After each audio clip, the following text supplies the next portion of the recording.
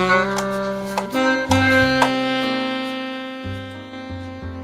here, I'm going to tell you a story. A story you may not want to hear. A story that may hit too close to home.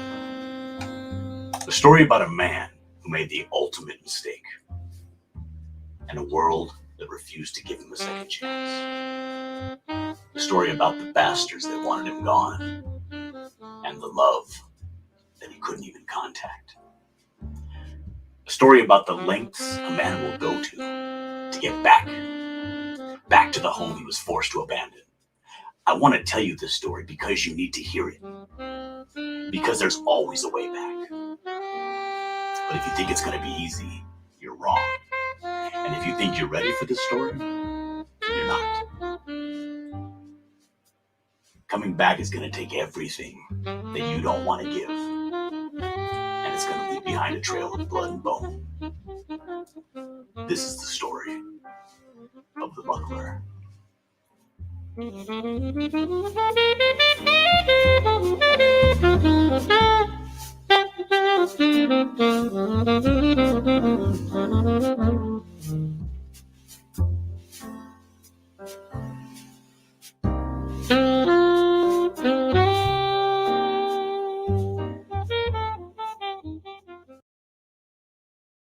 Hey, what's up, everybody? This is Phil from Zade Comics. We're back with another episode of Crossing the Border, where we talk to awesome comic creators online who are doing Indiegogos and crowdfunding, and see what they're up to, what they're doing, and how they kind of crossed over into doing comics. And as you can see, we have another super cool comic to talk about today with an awesome guest. Please welcome John Dillard of Dillard Draws. What's up, man? Here I am. Nothing much. I had a little bit of a scare. I've been trying to hit the campaign trail really hard, but then all of a sudden my wife's super pregnant right now. Whoa. And she's about 4 weeks away from adding another addition to the family. But she had some blood pressure issues, so yesterday I had to spend the entire day at the clinic just to make sure, just cautionary stuff. For sure, yeah. That's you can't be too careful. I've another artist, Joe Ball, who did some work with us for the Lost Pages. His wife's pregnant, so he's going through the same stuff. But yeah, that's really cool that's happening, going on right now. And you have, another, I would say, baby of yours is the buckler. He is my baby. He's a lumpy baby. He's jacked. He's huge. I remember seeing this character a while ago. I assume you've been working on him for a while. And in fact, when I started getting into kind of like the online comic scene and into CG, I remember your streams, and you would stream all the time, do traditional art, just you drawing, and talking to the chat and stuff. And you were one of the first YouTube channels that I saw doing that. And I was always like, well, John's always doing art, but I never saw you on like a campaign and stuff. And is this your first kind of book going out there? Yeah, this is my first solo project. Cool. Before, I think I've been involved in a lot of people's stuff. Just kind of, tertiarily. But we had one project before, which was Tales from Beyond the Gate, but it was like a group project, but that didn't end up funding. But so I never really had like the story I wanted to tell kind of worked out until this came along. And this was just messing around. We were messing around on one of my buddy's channels, and we were drawing garbage sidekicks, So we're like, oh, this would be a stupid character. We drew it. And then it wasn't. After I did it, I was like, oh no, this guy's pretty tight. And so I started noodling around with them and kind of grabbed some stories that I was working on for other things. And I was like, it would be great if he had this. And every time I plugged something into him, I don't know, it's just something about his character, his design, that it just works. Everything just clicks.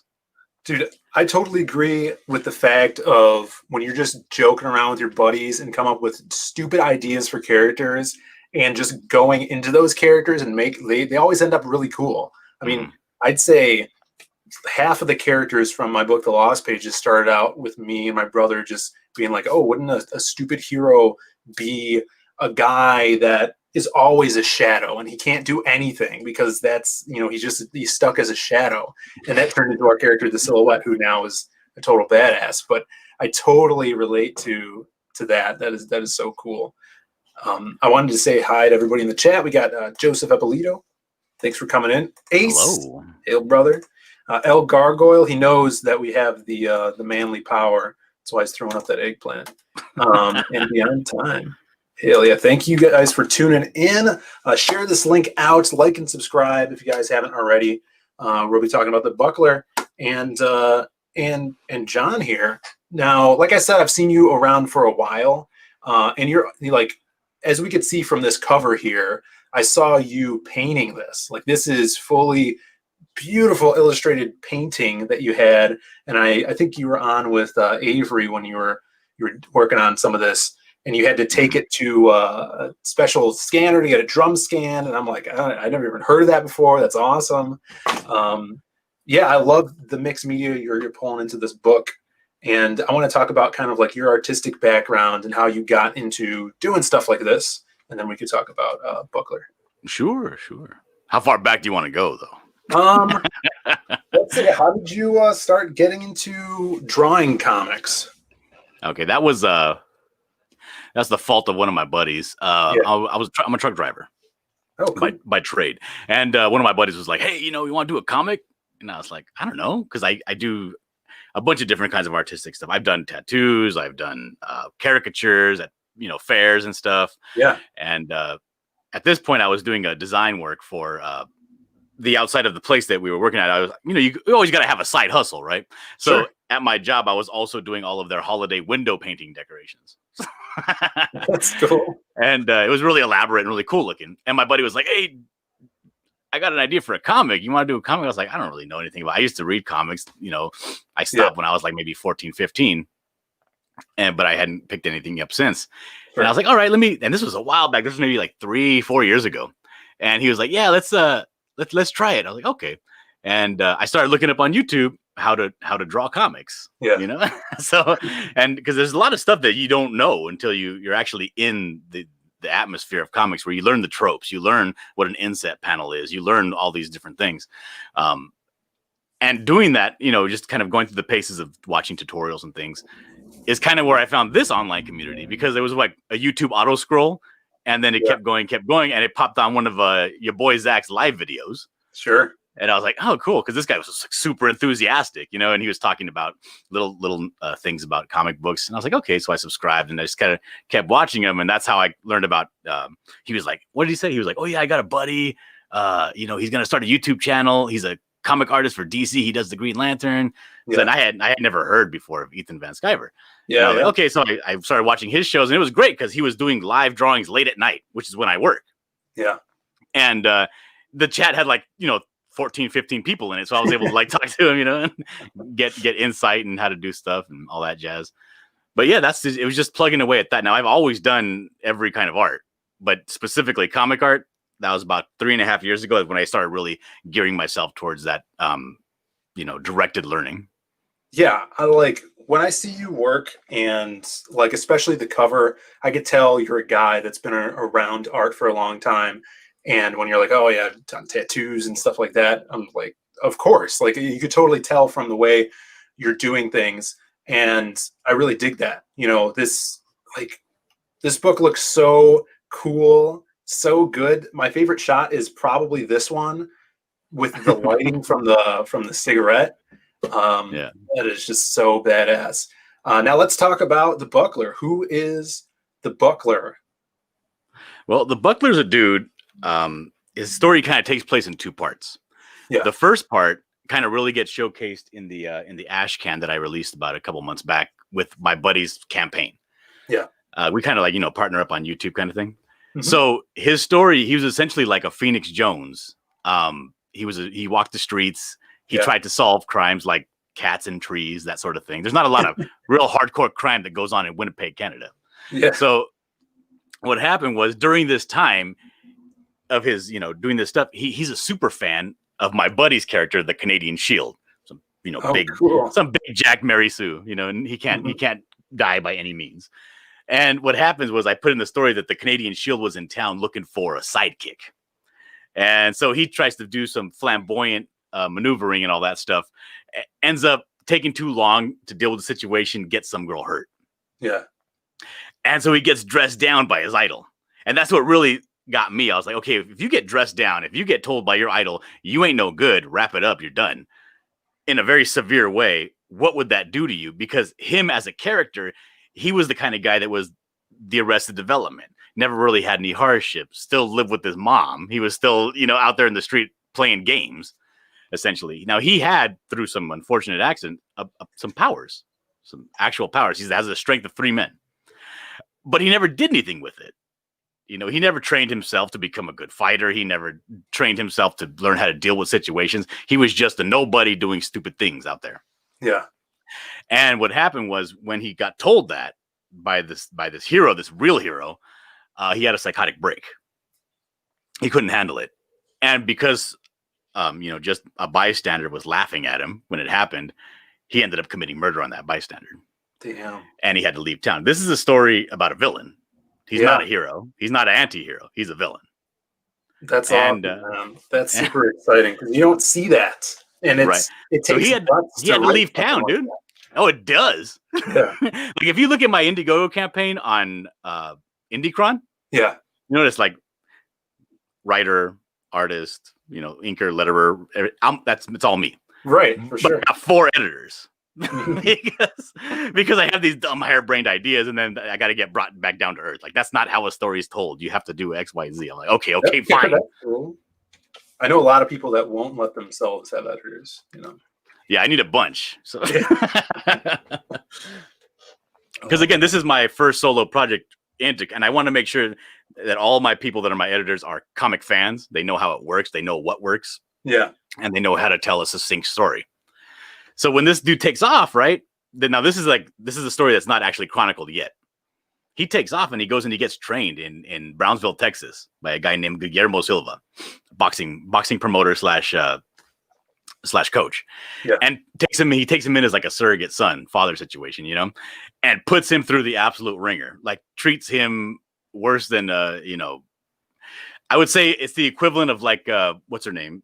Kill Bill, when she goes to train under that kung fu guy. Yeah. He just tortures him for 4 years straight, and puts him through the absolute ringer. So he comes back. He's gained 75 pounds of muscle and he's an absolute killing machine.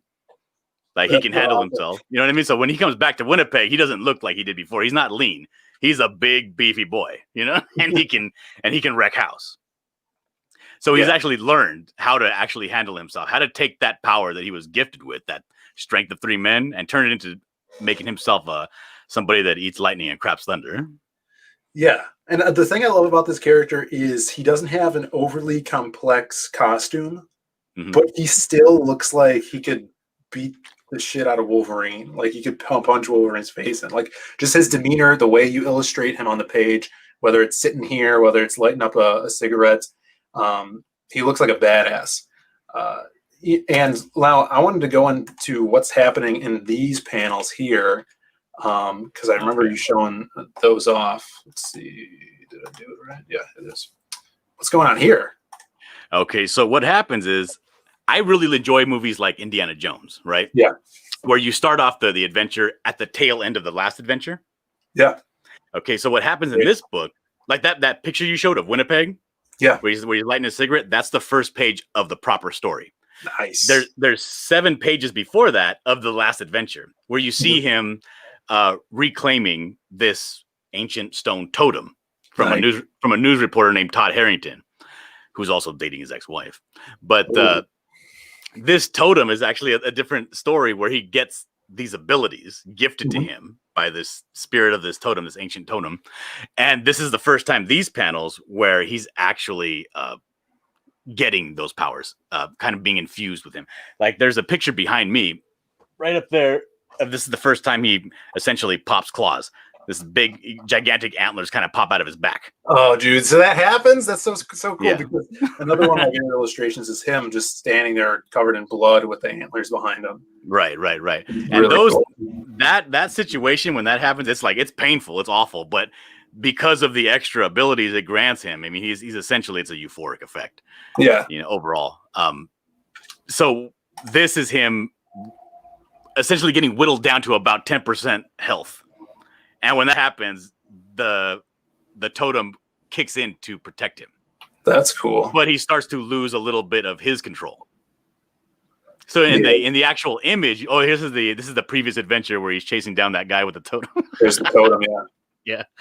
And what happened was in this image, what's happening here, it bursts through his back, and he doesn't really. He's just going with it because it feels good. Like if you look at the first image where the glowing is kind of coming from his eyes, he's speaking, and he's talking to the thing inside of him, saying like almost like greeting it, like hello.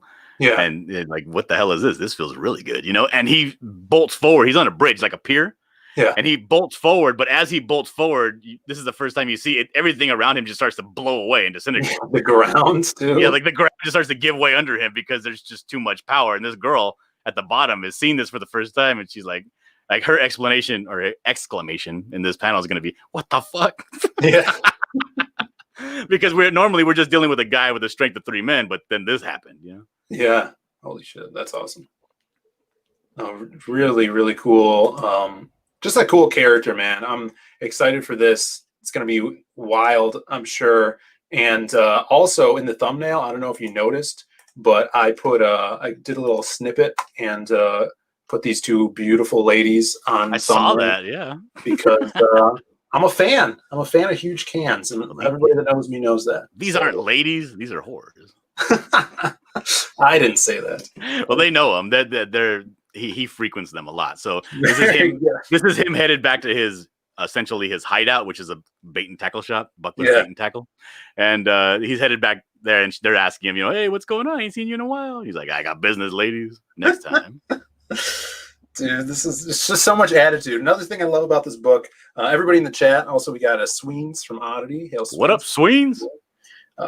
Yeah, everybody in the chat, if you guys are digging this, definitely go over and back it, because this is 50 pages, right? Yes. So this is a good amount. It's 50 pages as of now. Yeah. So, and there might be more coming, but that's a good amount. Whenever I see people doing their first campaigns, especially, you're a very well-crafted artist putting all this together.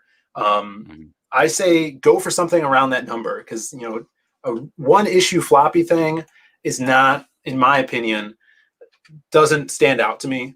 It's not an event, Right. So you want some good heft to it, and judging from the pages here, you got some awesome quality going on. And this was that's the thing that I want to tell the people in the chat is that go over and look at the campaign and kind of read the little blurbs we have on the side, because this book it's different, because this book is about a guy that don't take guff from nobody, but it's not about essentially ground and pound. Like if you have the opportunity to look at the ash can that I did, I've gotten a good response from it. They're like, oh, we really like it. But I tell them, if you realize in that ash can, there's no point in that ash can where knuckles touch flesh. Yeah. There's no actual action. And they kind of sit there and they think about it like, what? Wait a minute. No, that's not right. I'm like, because it's psychological violence is what it is. Yeah. It's really intense violence, but not, ground and pound action. This does have a big scene in it, but this book's different. This book's kind of like a character study on this guy. And again, he's just a placeholder for Joe Everyman. People that don't want to do the work to set up a foundation for their life, and they just want to do the shortcuts. Yeah. And he has the power to do that. But is that going to get him ultimately what he wants? That's the actual climax of the book. That comes after the big battle. You know what I mean? It's a different kind of story, which is why I really, really enjoy reading it. I mean, when I was writing it and they were giving me back my editors, they were giving me back things, and I was like, oh yeah, you know what? Yeah, that's right. I forgot. Because they got to keep reining me in, because because I'm an artist, I go by the big scenes. Right. I like the stuff that I see in movies, the Terminator 2, where he's on top of that, firing his machine gun into the windshield and then turns the steering wheel and rides the flip diesel truck into the smelting plant. You know what I mean? Yeah. That's what I want. That's what gets stuck in my head. And they got to keep reining me in, like, no, that doesn't service the story. This is what you got to do. I'm like, oh, that's right, you know. That's awesome. But You got that team behind you, man. That's really good. But yeah, I'm excited because you're right. This does on the surface jacked guy that's going to be punching some faces in.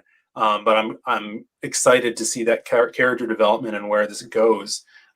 Because his origin, where he started from, that's really interesting, really cool, and how he breaks into being a villain. Sweens in the chat says those are some huge cans. That's true, and in fact, that's kind of like one of the earliest interactions I had with you is you did a fan piece for Magic Cop, which was this bad boy right here. Oh yeah, the sunglasses reflection. Yeah. So that's a great style you got there, brother. I love it. That was awesome. We're bringing Magic Cop 2 back. It's coming back, probably launching next month. Oh, so nice. It's exciting. After we get our newest book out. But you were talking about that ash can a lot. Are we able to get that with this campaign? Well, this is what's happening. The original ash can, I'm not going to print anymore. Those are solid as they are. All right. So I only have 20 of them left, and I'm going to give those out in the $90 tier. Oh, cool. And I think we should have 10 left right now. Last time I checked, there was about 10 left. Yeah, right here. Yeah, 10 of those left. But if you can't get that, what's going to happen? One of these stretch goals is going to be the ash can, but it also has missing pages because I had to whittle it down to make it an ash can. Yeah.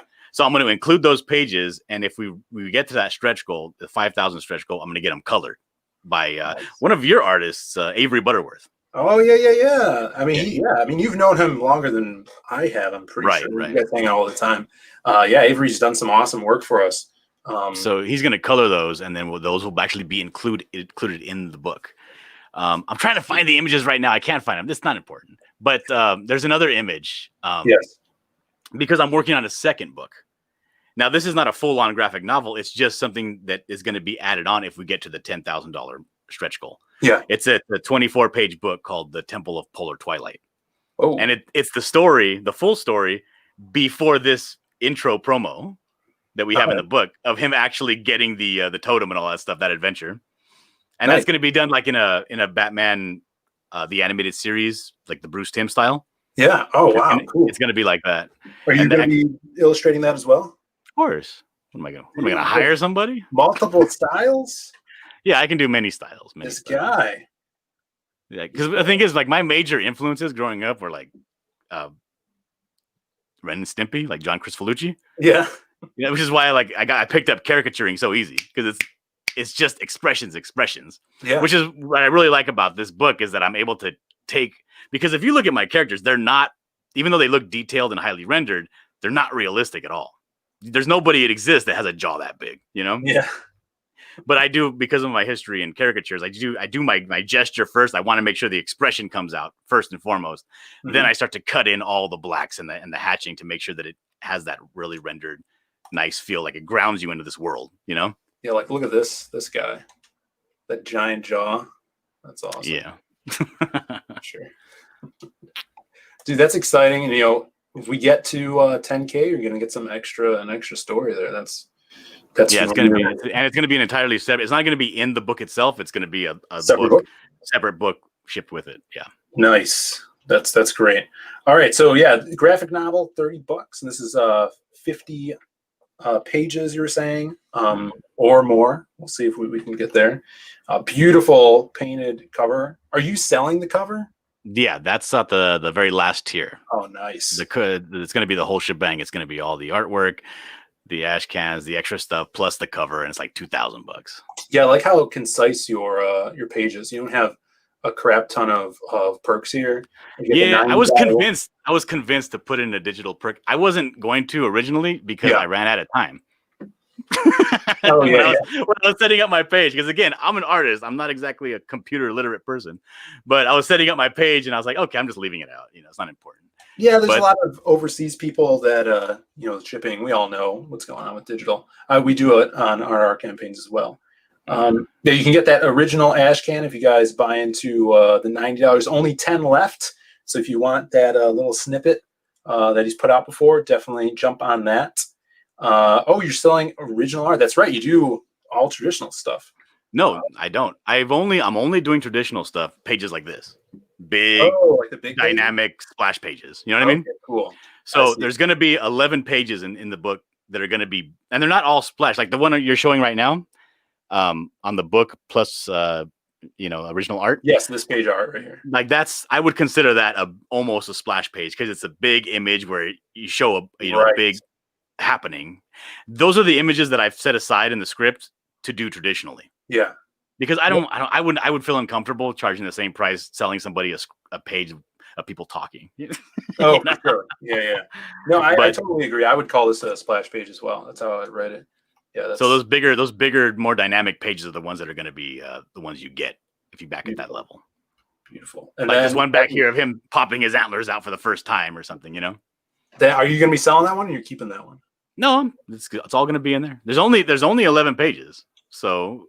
All right. I'm reserving one for the big tier. If somebody gets the big tier, they can get one of those pages. But there's other than that, there's 10 that are actually physical that have the big splash. Nice. Yeah, and then here's the last one, the big painting, man. That is beautiful. And that's it's mixed media. It's a bunch of different stuff. It's traditional paint. Some of it's airbrush, which I had to actually break down and go buy an airbrush for this because I never liked the idea of an airbrush because when I started art when I was very young, my father was in prison and he used to send me envelopes, right? And they had drawings on, like jailhouse drawings. They were garbage, but I would copy them. I would copy them. Copy the drawings. And then when he came out of prison, he brought some dude with him, like to live in our garage, one of his homeboys, whatever. Yeah. And he was like, yeah, this guy, whatever. And he was an artist. He was pretty good, but he did airbrush, like on T-shirts, you put your gang on this T-shirt. Yeah. One of those kind of people. And he's the one that told me, because I would show my work because he was a real artist. Oh, look at my stuff, and he would say, oh, that's great, but you're never going to be a great artist because all great artists are left-handed. And that devastated me. I was like, right? So I made a vow to the moon and stars that I was going to get better than him before he was going to leave in 6 months. And I didn't, but I made excuses. He's old, I'm young, but I'm of course I'm better than him now, but back then I didn't get. But that's one of the main reasons I always kind of stayed away from airbrush. And also the people that have the machines where you etch in glass. Yeah, I always stayed away from that too because he also did that. Guy. Yeah, I always say people that are left-handed are communists. So there you go. My daughter ended up being left-handed, dude. I was devastated. Jesus. I was like, man, your life's gonna be so hard as it is, and you got to go through life as a freak as well. Did you design the logo as well? Yes. That's pretty cool. Oh, dude, that took. I got some. I got like background hangouts, like off-air hangouts with a bunch of artists for sure. CG. And we all kind of sit around and we pick each other's stuff up. You know how artists are. That's terrible. You can do better than that. It looks stupid. That kind of thing. So, and I went through so many redesigns of this, but this one came out. And when I did it, I posted it. Nobody had anything to say. And I was like, that's the one then. Yeah. Yeah, I know about the hangouts, man. Those are fun. Everybody rags on each other. For sure. Yeah. So, dude, the buckler, man, you're already funded. You're still getting higher and higher. We got to reach 10K. Everybody that's in here, definitely go over here, check it out. And if you can, share it out, spread the word, because John needs your help to make this thing even bigger and badder than it is already. Oh, damn. Now, Sween says that he's left-handed. Fuck you, Phil. Yeah. Sween, we all know he's a communist. This guy, he's not even allowed on YouTube anymore. That guy's such a risky person. He could very well be a communist. Who am I to say? Yeah, it's true. Artist, passion. We're always supportive. Yeah, I'm not even an artist, and passion rags on my shit. I'm lettering I'm lettering his book, and he gives me shit about it. Jesus. My wife. What are you doing? You're supposed to be getting dinner ready. She's so supportive though, dude. That's great, man. That's good. Yeah, dude. You're a killer artist. I love this book. I'm gonna definitely be picking this up. Now, do you plan on doing more stories in the future with the buckler? I do, but that really depends on how well this book does. For sure. Because I got another kid coming in 4 weeks. Yeah. So, true. you know, it's like, no, I have a bunch of stories that I want to do with this guy. We've already gotten a couple of new ones written out. We also have this new ash can that we're working on where it's going to be the people that protect the totems that chose the buckler. They feel that he was completely wrong to be chosen, and they're going to go and try to take it, essentially get rid of him so that it can choose somebody else. So that's another side story we got going on, right? But the thing is, you know, if this book gets funded well, like, you know, I would say probably around 5 or above, then I could keep on doing it at the same pace. But if it doesn't, then I got to kind of, you know, maybe not do as many pages as I'm doing right now. You know what I mean? Yeah, for sure. No, this looks super promising. I love the character you have. Kind of have that magic, you know, mystical element with these totems mixed in, so you can really take them anywhere. I also love that you're bringing back the domino mask. He's got the eye mask around on his head. That's pretty badass. And dude, you're not even from Winnipeg. What's up with that? Oh no, I'm not that much of an awful person. No, I'm an American.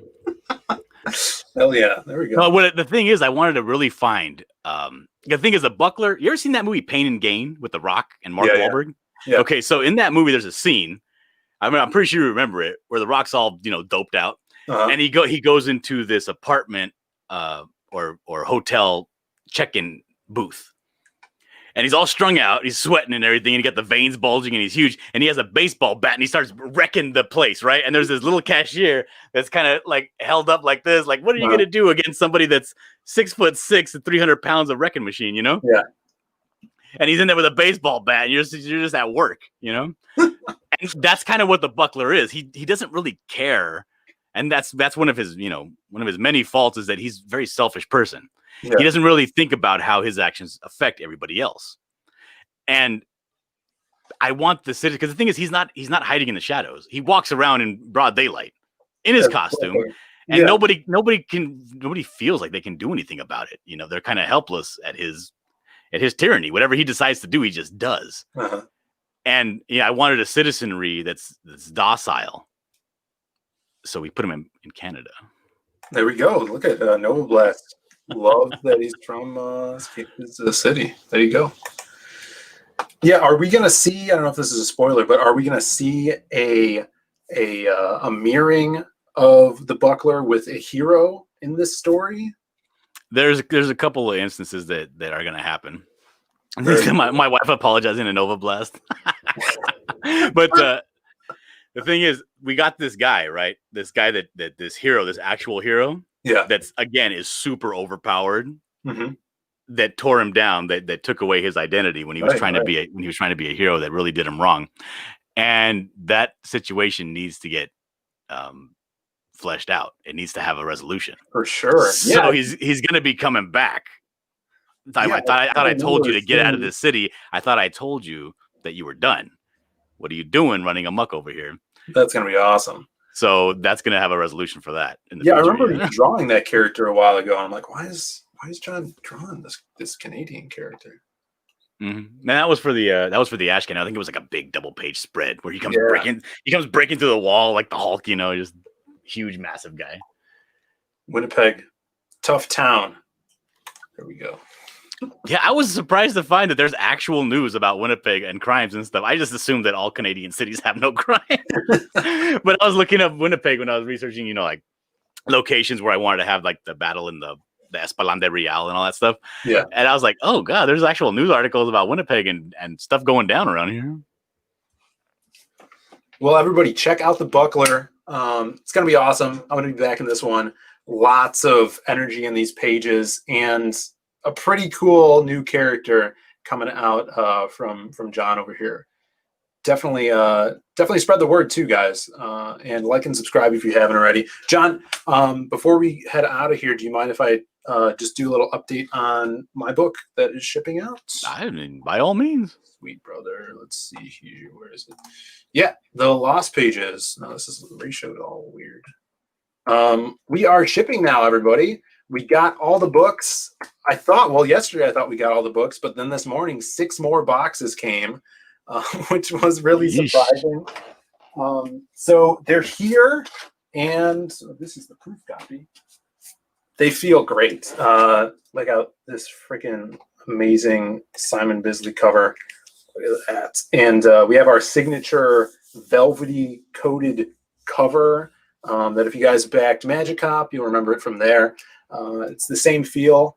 It's on both of the books. So it's on the main book and the bonus comic, which is like our supplemental book that has even more stories about more characters. And as you can see, the amazing wraparound cover by Joe Ball. Ooh, that's so cool. So check that out as well.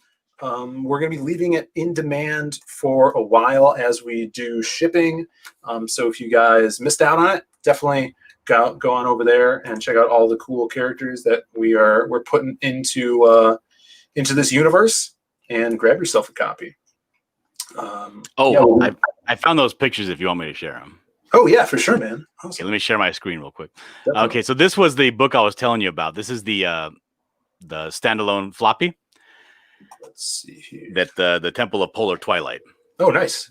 And this is the style that it's going to be in. This is super Bruce Timm, man. Yeah. So like this is like if you want to get a little peek about kind of like how the Buckler interacts with his goons. He has two main goons, Bull and Moose, and like this is the beginning, like the first page where he says he's this guy on the floor is all gurgling, and he's like, "Damn, Buck, I think he's dead." He's like, "What are you, a fucking doctor now? Let's put him in the car. We'll figure out what we're gonna do with him later."